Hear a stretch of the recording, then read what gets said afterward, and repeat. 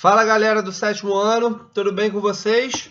Bom, a partir de agora nós vamos dar continuidade à nossa matéria de física, né? E nesse terceiro bimestre a gente vai iniciar, né, o nosso assunto com um conteúdo muito importante e que vocês tenham uma boa formação sobre isso para que vocês não venham a ter dúvidas no futuro, né?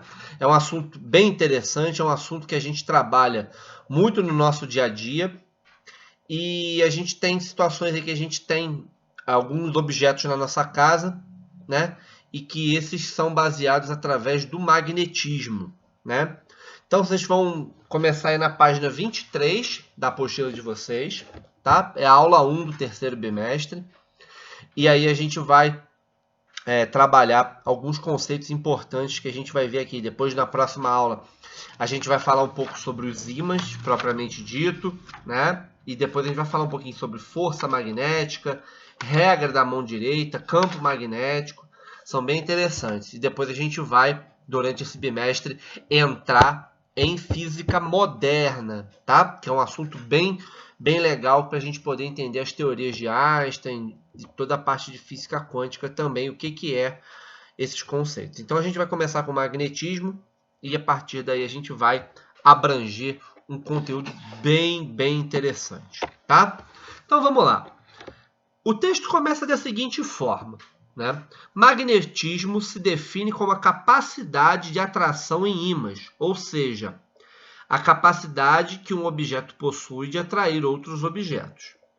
Os ímãs naturais são compostos por pedaços de ferro magnético ou rochas magnéticas, como a magnetita. É o óxido de ferro, Fe3O4. Isso aí é uma parte mais da química, mas é importante vocês terem essa ideia, né? Ímã de geladeira, né? Você tem o ímã, como a geladeira é feita de metal, você consegue grudar o ímã na geladeira de vocês. Na casa de vocês tem ímã, vocês vão perceber isso de maneira até bem natural.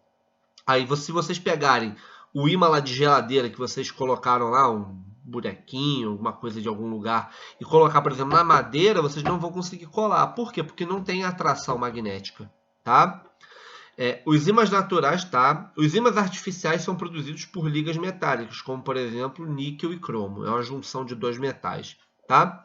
Mas é importante, gente, é importante que vocês entendam que os ímãs, eles podem e são importantes na formação de diversas situações do dia a dia. E a partir disso, a gente pode concluir alguns fenômenos que a gente vai se aprofundar durante todo o nosso bimestre. Tá? Então vamos entender primeiro o que é o fenômeno do magnetismo. Como que ocorre? Tá? Para a gente poder depois aplicar. Então, o fenômeno do magnetismo pode ser explicado através das forças de polo. Essas forças de polo são forças entre os elementos, entre as moléculas, né? São forças que os polos, as moléculas, a gente trabalhou no último bimestre, que os átomos eles são compostos de nêutrons, de prótons e nêutrons no núcleo e a eletrosfera. Né? E quando a gente transfere elétrons de um corpo para o outro, existem umas forças chamadas forças de polo. Né?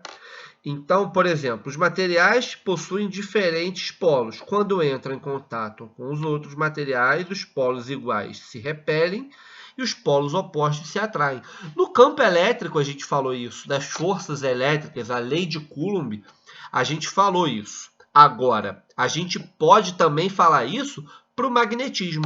Então, quando esses corpos eles entram em contato, gera o quê? Gera uma atração ou uma repulsão, tá? Este fenômeno recebe a denominação de dipolo magnético. Então, são dois polos, dipolo magnético, e pode ser considerado uma grandeza.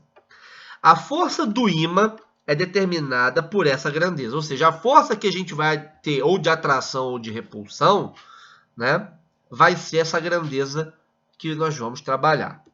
Os próprios átomos, olha lá, os próprios átomos são considerados ímãs, por exemplo, com polos norte e sul. As bússolas magnéticas trabalham com base no magnetismo. Veja um processo de funcionamento. Então, a bússola, ela ajuda a compreender o quê? a localização da pessoa, né? E a gente trabalha com a inversão de polos. O polo da bússola norte, ela atrai com o polo sul da Terra.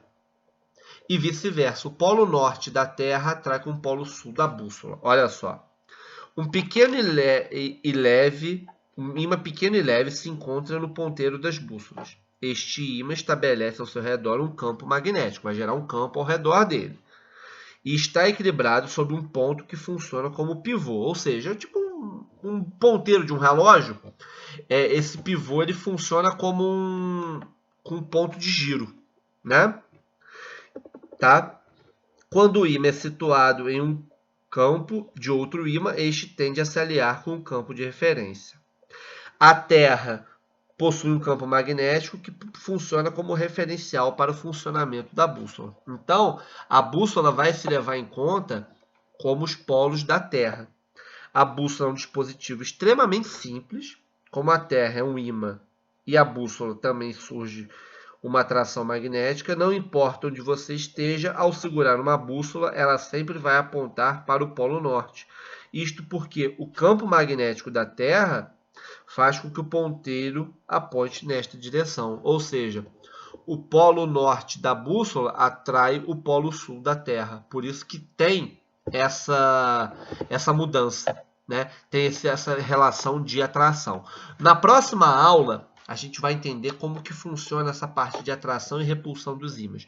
Eu vou até mostrar para vocês, eu tenho ímãs aqui em casa, e aí para vocês poderem compreender o funcionamento do ímã, vocês vão ver como que funciona a atração e a repulsão. Vou mostrar isso em vídeo.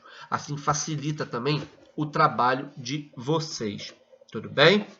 Então é isso, galera. Vamos iniciar essa parte do magnetismo. A gente vai responder umas questõezinhas. Então é importante que vocês tirem as dúvidas e perguntem tudo que ficar ao alcance de vocês. Tá bom? Fiquem com Deus e até o próximo vídeo. Até mais.